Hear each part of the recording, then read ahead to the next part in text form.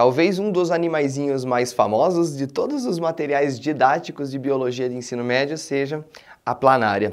A planária pertence ao grupo dos plateumintos, vermes achatados, que vão ser o objeto de estudo dessa aula. Eu me chamo Guilherme, eu sou professor de biologia e te convido, venha comigo, vem!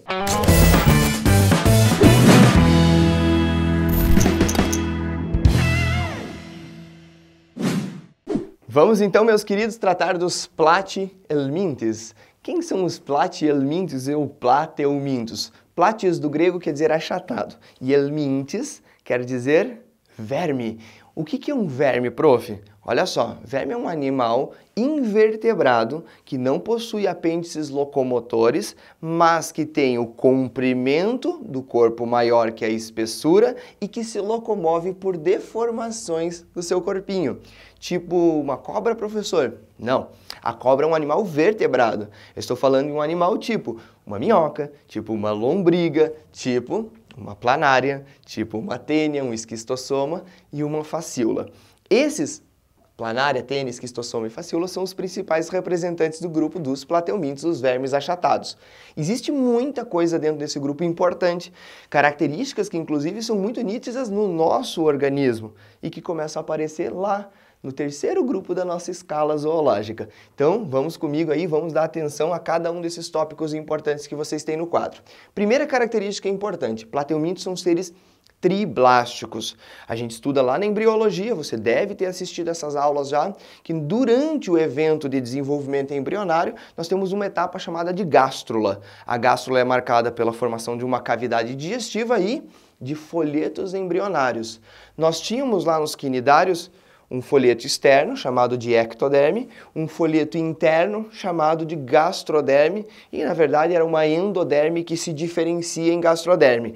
Aqui a gente tem um terceiro folheto, além da ecto e da endoderme, nós temos a mesoderme. E essa mesoderme é a responsável por formar órgãos internos verdadeiros. Então esse ser que é triblástico, ele já tem órgãos de verdade. Por quê? Porque ele tem uma mesoderme. Uma coisa importante que a gente tem que saber é que, embora ele já tenha órgãos internos, estruturas relativamente complexas dentro do seu corpo, essas estruturas ainda não estão internalizadas dentro de uma cavidade. Não é como o nosso corpo. Você abre, por exemplo, aqui a pessoa, abriu, vai estar tudo organizadinho, bonitinho dentro de uma cavidade. A gente tem uma cavidade torácica, tem uma cavidade abdominal e todos os órgãos lá dentro bonitinhos. No animalzinho chamado de plateuminto, nós não temos essa organização toda. Todo o organismo dele, toda a parte interna dele é formado por uma grande massa celular. E essa massa celular são de células derivadas da mesoderme.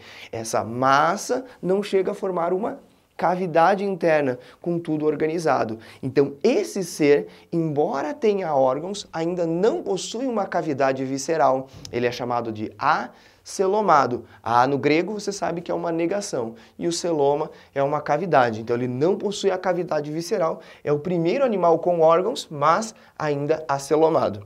Outra característica bem importante dos plateumintos é o fato deles serem bilaterais. Como assim, prof? Pensa comigo, lá nos poríferos nós tínhamos uma simetria radial. Na água-viva, a mesma coisa. Imagina a água-viva aqui, vários eixos de simetria.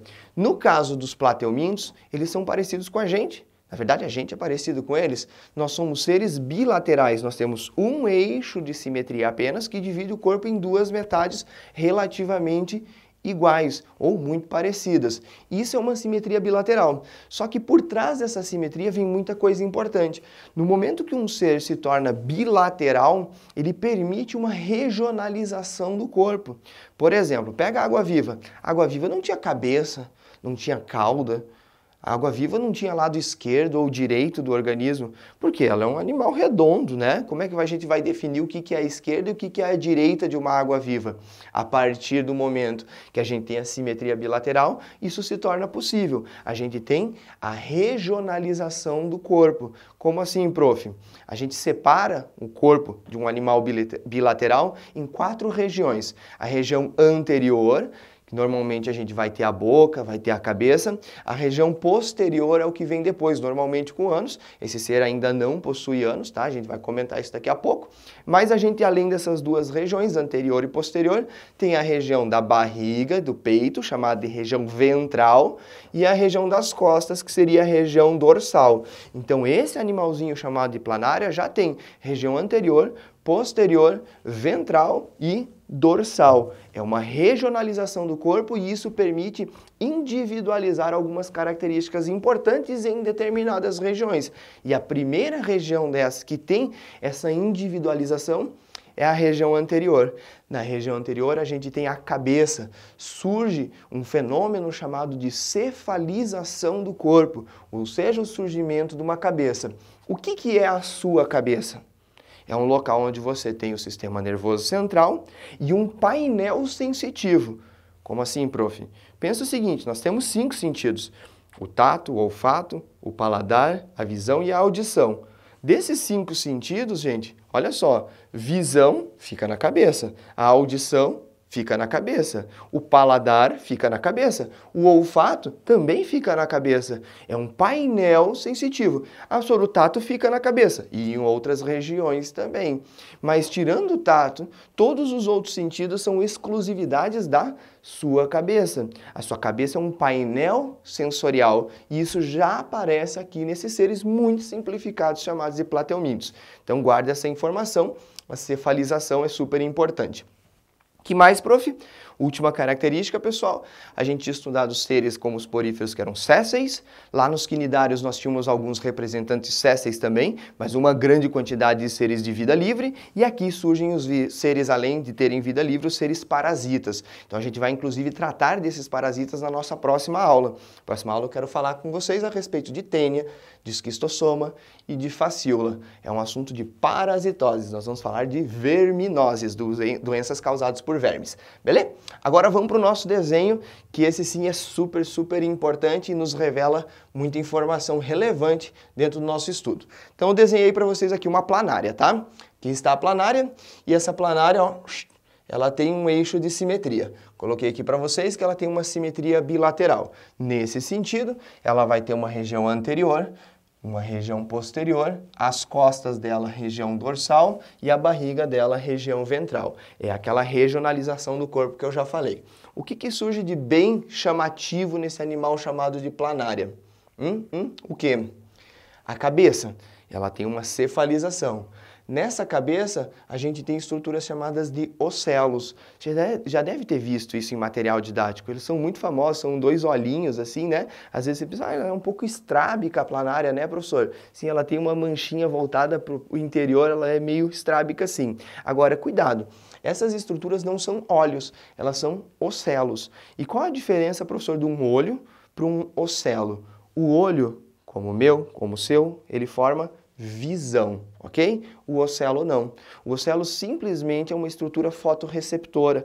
Ele vai conseguir distinguir dentro do ambiente se existe mais luz ou menos luz. E até, de certa forma, ele consegue saber de onde está vindo a luz. Só presta atenção no seguinte. Os primeiros ocelos que a gente já tinha lá nos quinidários eram estruturas fotorreceptoras que estavam dispostas de maneira achatada. Os ocelos aqui. Se a luz vinha aqui, se a luz vinha aqui, se a luz vinha aqui, como era um plano, era impossível a gente saber de onde a luz está vindo. No amigo planária, no plateuminto, o ocelo ele fica formando uma espécie de uma concha. A gente tem uma concavidade aqui. E aí, no momento que a luz atinge esse ocelo, a gente consegue entender qual era a sua direção. Se a luz vem daqui de cima, ela vai atingir as estruturas fotorreceptoras embaixo. Se a luz vem perpendicular aqui, atinge esse lado, a gente sabe que a luz está vindo daqui ou daqui. E esse olho que é abaulado, que tem essa conchinha aqui, permite uma noção de direção da luz. E isso permite com que o animal consiga encontrar sombra e luz. Por exemplo, uma planária gosta muito de ficar na sombra para fugir de predadores. É um local onde ela não vai ser tão facilmente vista, mas para poder se alimentar, se utilizando da sua faringe, da sua boquinha, ela precisa de locais mais iluminados. Então ela vai fazer esse esse padrão de claro e escuro conforme as suas necessidades, e o ocelo permite com que ela saiba os locais que estão mandando luz e os locais que não estão mandando luz. Isso é um ocelo. Cuidado, a planária não enxerga, beleza? Outra coisa importante, aqui você está vendo, não sei se ficou bem nítido para vocês, mas que a cabeça ela tem uma espécie de uma orelhinha aqui, tá? Essas orelhinhas são chamadas de aurículas. Embora a gente sempre associe a orelha, a aurícula, a gente associa a audição, esses animais não têm audição. Essas orelhinhas contêm células quimiorreceptoras, células que ficam captando substâncias químicas na água e que vão dar uma percepção deles do ambiente onde eles estão, inclusive ajuda na captura de alimentos. Então uma planária, se você olhar num vídeo aí na internet, ela se locomove sempre batendo as orelhinhas, assim, ó, tic, tic, tic, tic, tic, tic. E com essa orelhinha batendo, ela vai pegando substâncias químicas. Seria, digamos assim, o primórdio do primórdio de um olfato ou de um paladar, que é uma estrutura quimiorreceptora. Então eu quero anotar algumas coisas importantes para vocês aqui. Os ocelos são estruturas fotorreceptoras, beleza? E as aurículas são estruturas quimiorreceptoras.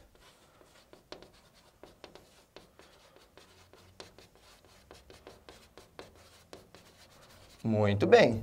Massas, elas recebem substâncias químicas e recebem luz. O que mais de importante a gente tem que ver, prof? Diferente do nosso amigo quinidário, que a gente estudou na aula anterior, os plateumintos eles têm a centralização do seu sistema nervoso. A gente lá nos quinidários tinha, de maneira mais ou menos definida assim, cada neurônio atuando de maneira independente. Então, um neurônio não dependia dos outros neurônios ou de um comando central de neurônios para funcionar. Um neurônio entrava em atividade, estimulava os seus vizinhos entravam em atividade, estimulavam os seus vizinhos. É aquilo que a gente chamava de rede difusa de sistema nervoso, ou sistema nervoso difuso. Aqui, a gente tem um sistema nervoso ganglionar. Na região da cabeça, principalmente para poder interpretar essa fotorrecepção e essa quimiorrecepção, nós vamos ter um gânglio nervoso central, um acúmulo de neurônios nesse local que vai formar aquilo que realmente a gente chama de cabeça. A partir desse gânglio nervoso central, vão sair dois nervos que vão se prolongar por toda a extensão do corpo do bichinho e esses nervos se comunicam. É o que a gente vai chamar de estrutura nervosa escalariforme. Escalariforme porque tem o formato de uma escadinha, como vocês conseguem enxergar aí. É isso aí, sistema nervoso ganglionar, ocelos, aurículas, simetria bilateral. Uma última característica que é relevante no corpo do bichinho é essa estrutura aqui, ó. Essa trombinha que ele tem nada mais é do que a nossa garganta, mas com uma capacidade de se everter. Então ele pega a garganta dele e bota para fora. É a faringe. Essa faringe se comunica com uma boca e por meio dessa boca entra alimento e também por essa boca saem as fezes. Então o tubo digestivo desse animal é incompleto. Então coloca aí, tubo digestivo incompleto. Beleza? Característica de plateumintos. No próximo grupo a gente vai ver que esse aspecto pode mudar. Beleza? Gente, e aí para a gente finalizar, só para complementar o lance do animal ser acelomado, eu fiz um corte da nossa planária aqui e estou mostrando para vocês. Está vendo esse monte de células aqui dentro? Essas células preenchendo o corpo do animal, eles não chegam a formar uma cavidade. Aqui você tem o tubo digestivo, que é bem ramificado, mas aqui no corte ficou só um tubinho. E ali dentro não existe uma cavidade para guardar os órgãos, existe uma massa celular. E essa massa é uma massa mesenquimal. São as células do mesênquima que inclusive são células-tronco. Elas podem se diferenciar em outros tipos celulares, isso reflete bastante no aspecto reprodutivo do animal. Beleza? Então aqui está o corte do bichinho para você entender o porquê ele é acelomado. Para a gente realmente concluir a parte fisiológica da planária, a gente não poderia deixar de lado isso aqui. Então eu peguei um pedacinho da planária, mas entenda que isso está espalhado por todo o corpo dela, mas a partir desse pedacinho eu dei um zoom. O que você está enxergando? A pele do bichinho aqui e nós temos para dentro um sistema de canais. Esses canais se comunicam com células especiais, essas células que eu estou mostrando para vocês aqui. Essa célula, quando foi observada ao microscópio pela primeira vez, ela despertou uma certa curiosidade. Com um corante específico, a gente percebia que existe um tufo de flagelos nessas células e esses flagelos ficam mexendo constantemente. Como esse corante é de tom avermelhado, quando a gente observava isso no microscópio, esses flagelos lembravam uma chama de uma vela e a gente deu um nome para essa célula de célula flama. Essas células flama nada mais são do que estruturas responsáveis por captar excretas, principalmente na forma de amônia, e jogar esses excretas por tubulações até que seja mandado para fora do corpo. Essa estrutura, pessoal, chamada de célula flama, ela surge antes de uma estrutura mais complexa de excreção chamada de nefrídeo. Lá na frente, nos anelídeos, a gente vai estudar os nefrídeos ou metanefrídeos. Essa estrutura surge antes dos nefrídeos e a gente vai chamar, portanto, ela de proto, quer dizer primeiro, anterior, nefrídeo. Então, a célula flama é um protonefrídeo. No que consiste essa célula? Estrutura capaz de captar essas excretas e, por meio de um batimento de flagelos, jogar esses excretas para o meio externo. Esse excreta, principalmente na forma de amônia. Beleza? Célula flama, estrutura de excreção. Notem que é a primeira estrutura especializada em excreção que a gente está estudando dentro do reino animal. Fechou? Vamos então para reprodução. Galerinha, a reprodução da tênia, do esquistossoma e da facíula vão ser tratados na próxima aula, junto com o ciclo de vida desses seres e os aspectos patológicos. A gente está falando de verminoses. Agora a gente vai tratar exclusivamente da reprodução em planárias, ok?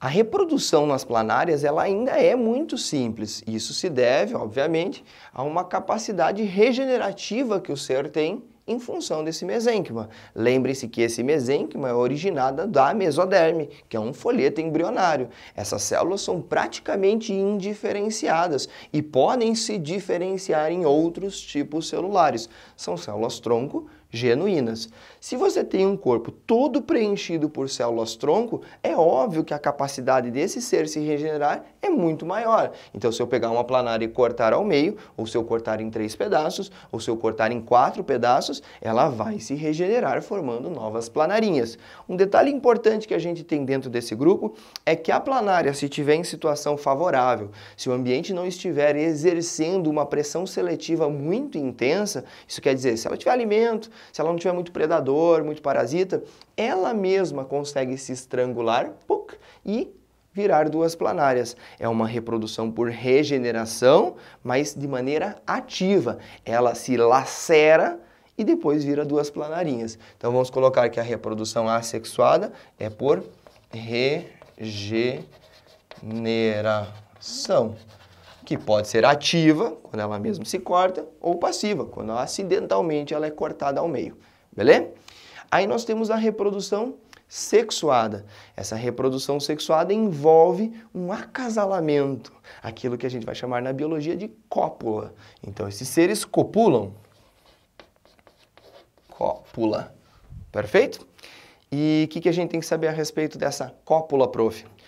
As planárias são seres hermafroditas. Hermafroditismo, na biologia, a gente vai chamar de monóico. Monóico é uma palavra que às vezes confunde, né? Porque você pensa, monóico é um sexo. Não.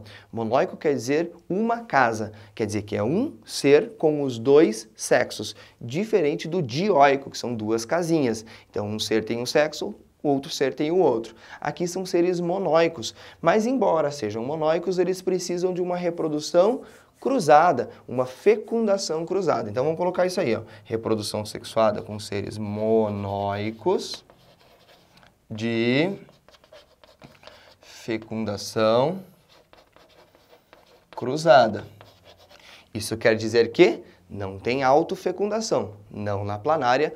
A solitária depois vai apresentar essa característica que a gente vê na próxima aula. Então, são monóicos de fecundação cruzada. Que outro aspecto é importante? Esses seres possuem poros genitais, vão fazer uma troca gamética ali, ocorre a fertilização dentro do organismo, e depois de fertilizada, a planária vai liberar um casulo, e dentro desse casulo, óvulos fecundados. A partir desses óvulos fecundados vão saindo planarinhas prontas. Não existe um estágio larval, eles têm desenvolvimento direto. Então, monóicos de fecundação cruzada com desenvolvimento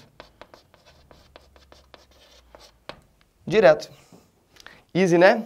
Pessoal, era isso que eu tinha para falar para vocês hoje sobre os plateumintos, mas eu tenho um recado importante, como de costume, ao final da nossa aula. É por meio da ansiedade e do medo que um animal dentro da natureza foge do seu predador.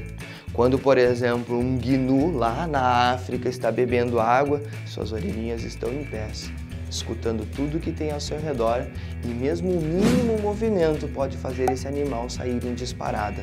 Isso é importante, isso nos traz sobrevivência. Pegue a sua ansiedade, pegue o seu medo e use como aliado. Um aliado para te deixar atento às coisas que estão ao seu redor e preparados para aquilo que vem pela frente. Um grande abraço, tchau, tchau.